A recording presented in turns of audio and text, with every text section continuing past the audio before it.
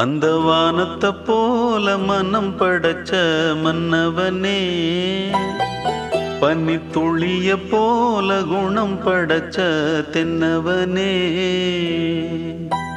மஞ்சளிலே ஒரு நூலெடுத்து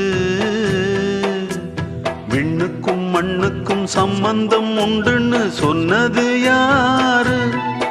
அது மன்னவன் பேரு.